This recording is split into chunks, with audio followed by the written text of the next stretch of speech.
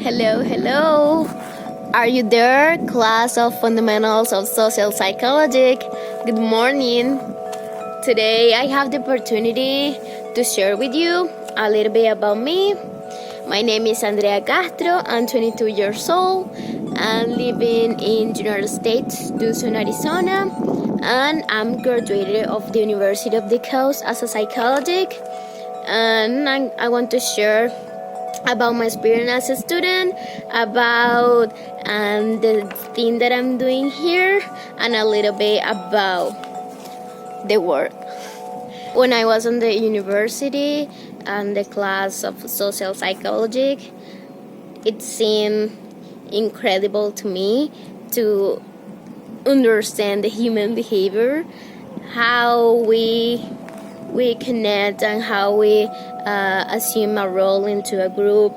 I started to see all those things when I was taking the bus, when I was waiting for something, how everybody, when it's in a collective, start to have a opinion, to have a behavior different, and that was really interesting to me. So now that I'm feeling that is in my brain, that I just taking care of that and having that present with all my decisions, because help me to be assertive with a group, to understand and to know what is the best way to work with a group, and those kind of things. I would like to share with you a difference that I make between United States and my experience in Barranquilla, Colombia, so that I make a different point that I'm going to explain the example of those. Something that happened in the United States is that the people is less relational between them, so you don't know who is your neighbor, or just little thing about them, but you never invite them or include them in your life, or in your own activities. If you're having a party, if you're having an activity in your house, it's okay, you can have it, and you just respect, don't wear perfume. Another thing, they don't serve the food in your plate and give it to you. They put all the food on the table and everybody take whatever they want, because they don't know how much do you want to eat. They don't know if you like the music. They don't know if you are allergic to the perfume or if you don't like it. So they take care of all those details. So that is really different. Barranquilla, we are inclusive. If we are in a party, if we are in the carnival, for example, it's a big party, you can invite everybody. You can invite everybody to do something that you're doing, to have the same movement that you are doing, to spray water to all the people, and everybody's going to be kind with you, because it's a social behavior that we are kind. We are relaxed when we're talking. Sometimes we're kind of deep conversation. That is different here. The relationship is less. You have just activities with the people that you know, like your family or your close friends. It is very hard to start relationship, because every person have like the social behavior. They have a bubble, and it's super hard to start a relationship. So we have two kind of communication, the direct and the indirect. I will let you guess which one are we. Are we, me and you, Barranquilla, Colombia, and United States, Tucson, Arizona? That is my experience here. And it's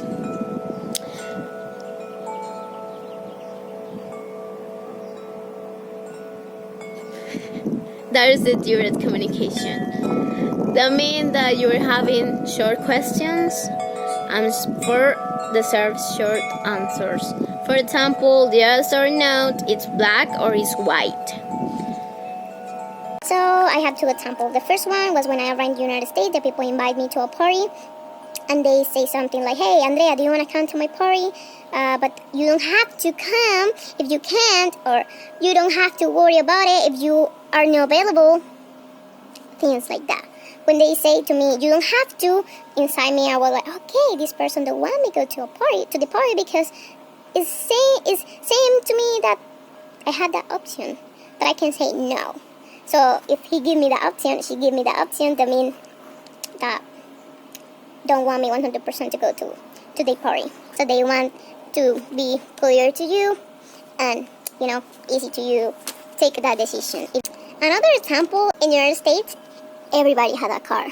I mean that you don't walk, or you don't use a bicycle, or you can do it if you want, but you don't need to use the bus because everybody had a car. So that means that you ask for a ride. Something that happens is when the people is asking for a ride, the people that don't have cars like me is asking for a ride, and sometimes the answer will be, not, I can't, or not, I don't have room for you, but no, I'm not going close to that place. And that answer, it's okay, it's direct. So the people expect when they're asking for a ride to have a answer clear like that, yes or no.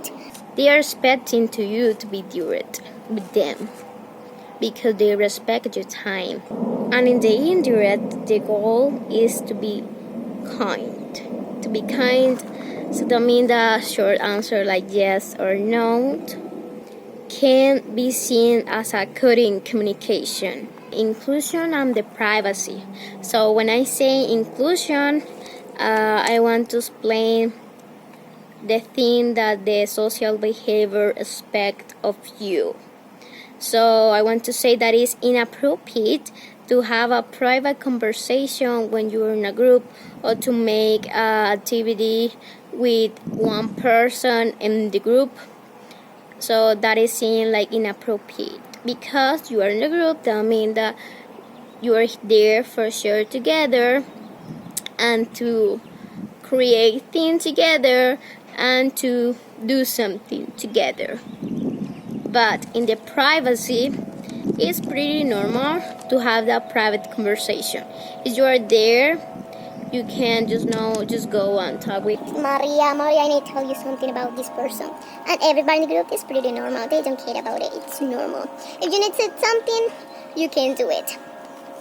And another thing is that if you can be in the group, you can be with your friends, and you can just invite Maria to hang out and go to hike. And that's okay because you want to go with Maria. The other people can't respect your opinion. And, they don't care if you don't want to go with them because you want to have a private time with Maria, your friend. So that is okay. I can imagine me doing that with my friend and just invite Juan, let's go to the party. Juan, let's go to hike. Juan, let's go. Everybody will say something like, hey, we are here. We want to go too. Hey, is he your only friend? And all the thing. Another thing is that in the inclusion it is not nice to leave someone alone because you are inclusive. You want to spend your time with the people. If you need to leave for something, you say like, hey, see you later. I hope see you again. Have a good night. Have a good day. Whatever, and then you leave. But in the privacy, if you need to do something, okay, you just leave. You don't need to say, I'm sorry, bye, I'm leaving because I need to do something. I don't want to leave you alone. You just go because you need to do something. And that it's okay. Everybody have their own life and everybody have a thing that they need to do. So you don't need to give them an explanation why you're leaving. Another thing of the inclusion is that if you're in a group, you're automatically including in all the activities, in the meals, in the thing that they're doing. We're here in the National Tayrona Park, and you're together with the people, you're sharing the food, I have these toast, who have the chicken, who have the yummy rice, who you share between you share all the food, because it's the time to eat lunch, you call the people, let's go everybody, let's eat the lunch, so you share the thing that you have.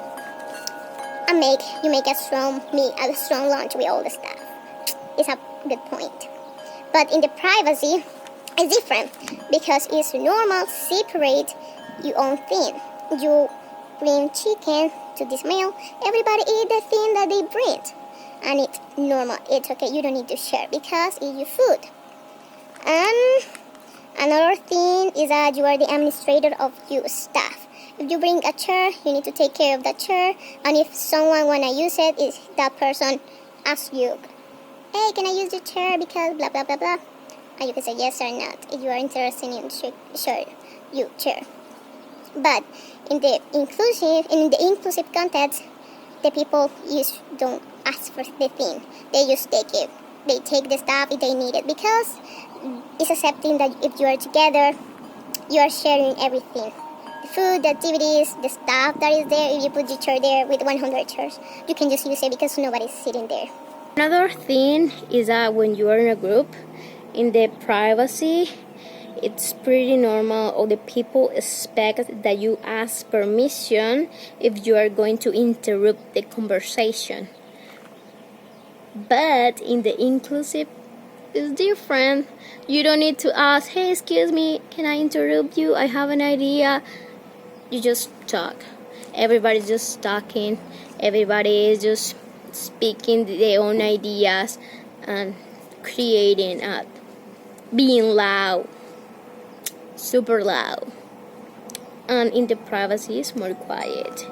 It's more like take turn and wait for the moment to speak. Let's talk about the hospitality. When we're talking about the hospitality, I used to say hospitalation, and no, it's hospitality. Hospitality when you are coming to my house to, visit me for 3 days, 4 days, 1 week, 1 month, depends. If you're available to visit me, if your family is coming to your house, or if your boyfriend is coming to your house. We have 2 ways to see this.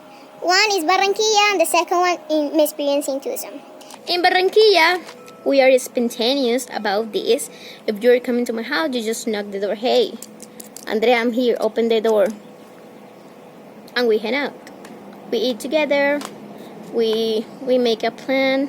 We don't make a plan. We just are spontaneous for see what happens. If we watch something in the TV, or if we make some food, or if we just put music and dance. It's spontaneous. But in another state, this is the hospitality is taken seriously. It's something seriously. What does it mean? It's something seriously. That you need a plan, that you host your friend, your boyfriend, your mother need advice to plan all the visit, to make a schedule. What are you going to eat, if you are going to watch something, if you are going to, make a tour around the city or whatever. And here, the visit must support everything that they need, except what has been communicated for the house that he can support. Here, when you are coming like a guest, you need to bring all the things that you will need, except the thing that your host told you that he will support you.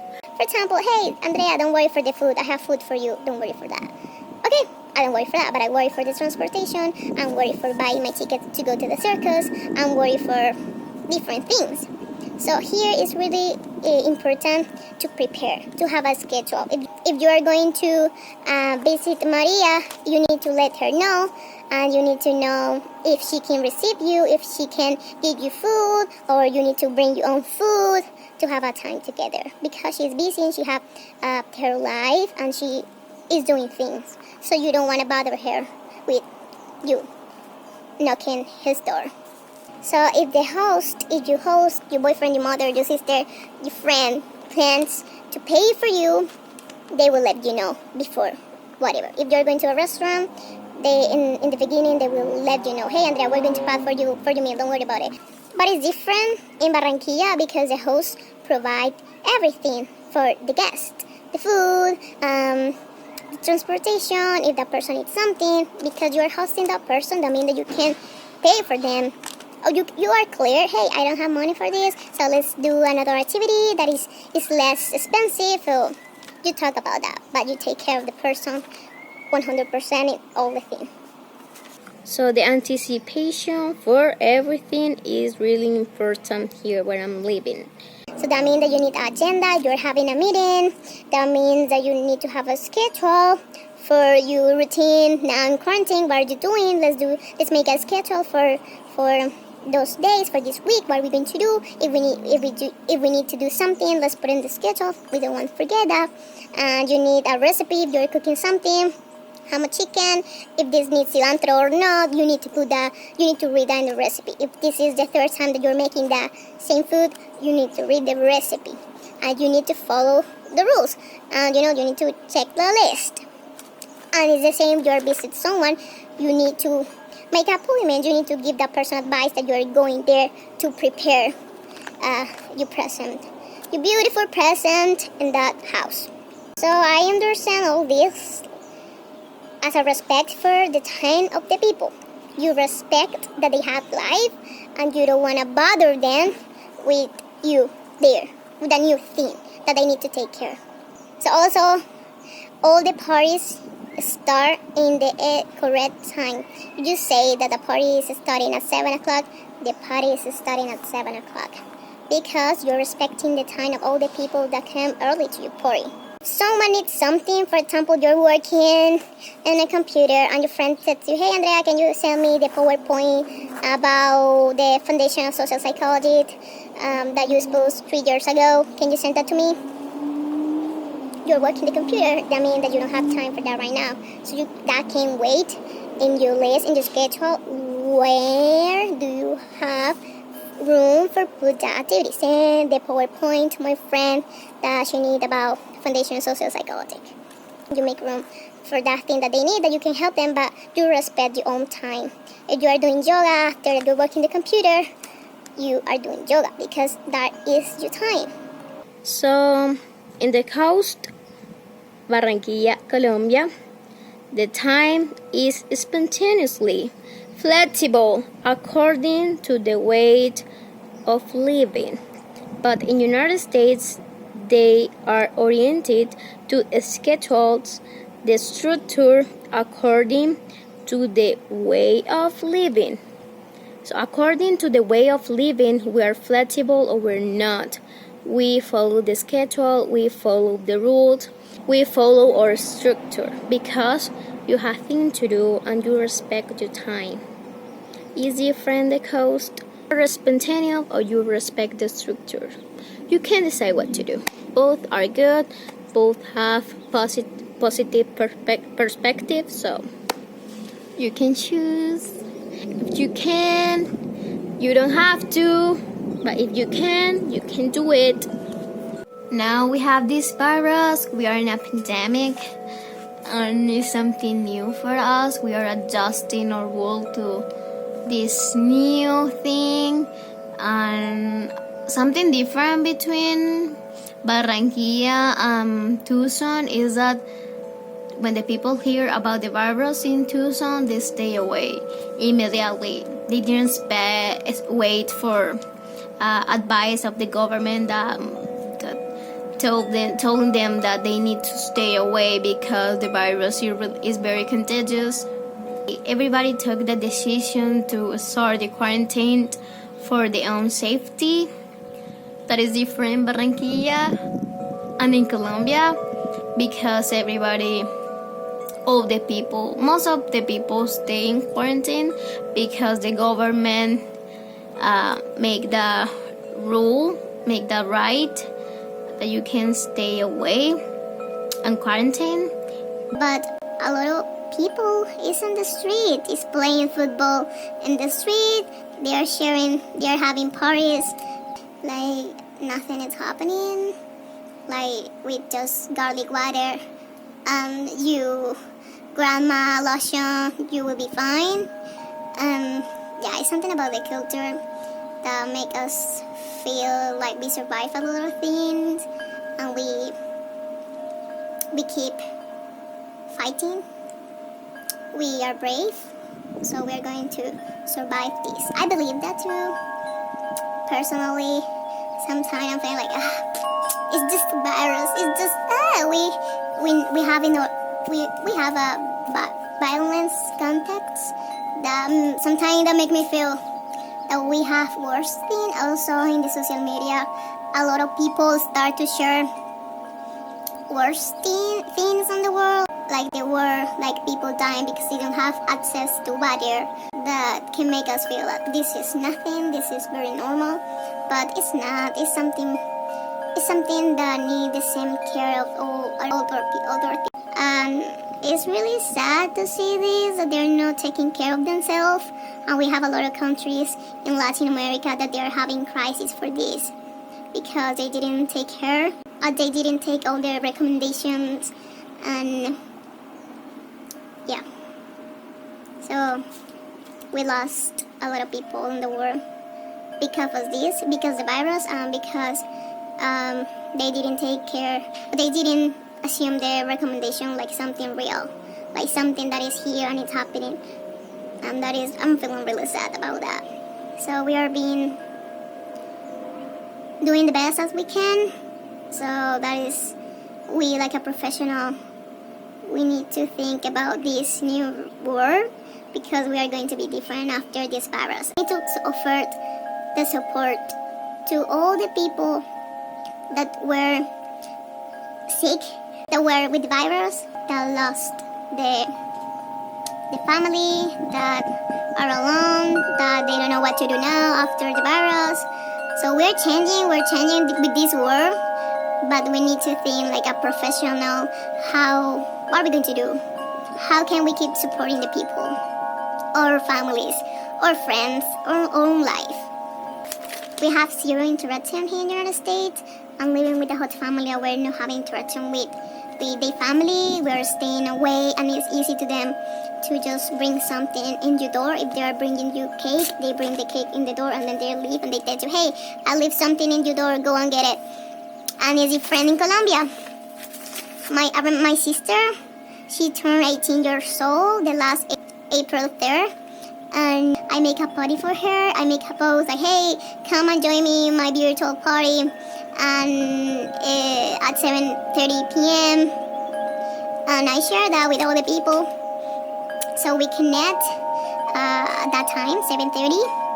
And the thing that happened was that I was thinking that everybody was ready to connect by Zoom, everybody including her boyfriend, but the reality was different. Her boyfriend was in my house, and one of those our friends, they were in my house. So it was really hard for them to stay away. So they were into my house. So it was really funny. For Latin America, it's really hard to be alone, to stay away. We want to be with the people. We want to keep doing these things because it's part of who we are. It's the same here, but the responsibility to take care of that, to have a sensibilization for that, is being hard. I saw artists like Andres Cepeda making a concert in the house, or Juanes making a concert, saying to the people, hey, stay in your house. This is seriously. Take care of yourself. Stop to go outside. Stay away. So we are doing the thing, but I'm feeling that it's a slowly process because it's so much to face to. But we are doing it. That is the best thing that we can do. We are working together, or the artists doing the best that they can to say to the people, stay away of the other people. But in your state, it's more like stay in your house. Everybody's in their own house, but the recommendation is keep communication with the people. Keep in touch with the people. Because if not, you can get crazy. Because everything is different, and you are changing, and your content is changing. So, yeah, I that is what I thought about the virus. Now in Tucson and in Barranquilla, it's easy here to take care of oneself, to stay away, because we don't want to get the virus. But in Barranquilla, it's really hard to stay away of the people, because we think that with garlic water or with the grandma lotion, or all those feelings that we survive so much worse thing, we can survive this. And that is true. We can do it. We're together in this, but we need to take care of real care. That is not a dog. I want to share that I am a paper. I'm working with the Mennonite Church in a shelter that is called Casalitas. So I'm working in that shelter. We're receiving migrants that are then coming from, most of them, they're coming from Central America. But also we receive people from Russians, we receive people from India, and for South America. I'm from Venezuela. I'm having beautiful experience here, learning about culture, learning about political, and about I'm learning from all the difference between us that are different but are not at the same time, because we are human, we have the same needs. With each group that arrive to the shelter is a different connection, and the need of this group are different, so they need different things. So we have a checklist with all the case, and every day we check how is every person. Me and my team, 2 more girls, so we take care of the people, helping them with the thing that they need. If they need, support because they want to talk with someone, if they need to talk with someone, sometimes they ask for someone that can listen to them. So we have a support for refugees with a program that is Capacitar, where we learn techniques to breathe techniques, Tai Chi, like mindfulness, like hold fingers, a lot of techniques. So that are really helpful in a crisis. Another thing is that we have an art space where the people can connect with the art, like as a way to channel their feelings with art. So you can see the things that are important for them. Sometimes they draw the family, their own family. Sometimes they draw symbol of their own country. They're explaining what they're doing, what that means for them.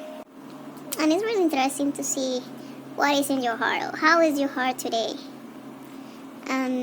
Everybody puts a piece of their own heart in the art stuff that we share together. That has been my experience in Tucson, Arizona. Thank you for listening to me. I want to finish this with a poem that is in a book that I love. You can find the poem in a book that is called Why We're Different by Sarah Lanier. It's in Spanish. Me gustaría ir a África. Hoy pensé que me gustaría ir a África. Sí, iré a Kenia y veré si el tiempo no ha pasado todavía, donde por lo menos el caminar es sobre el suelo y al atardecer todo repentinamente se detiene. Los sonidos vienen de la voz y viajan 1 milla o 2. La fuerza viene de la familia cerca de ti. Sí, hoy pensé que me gustaría ir a África.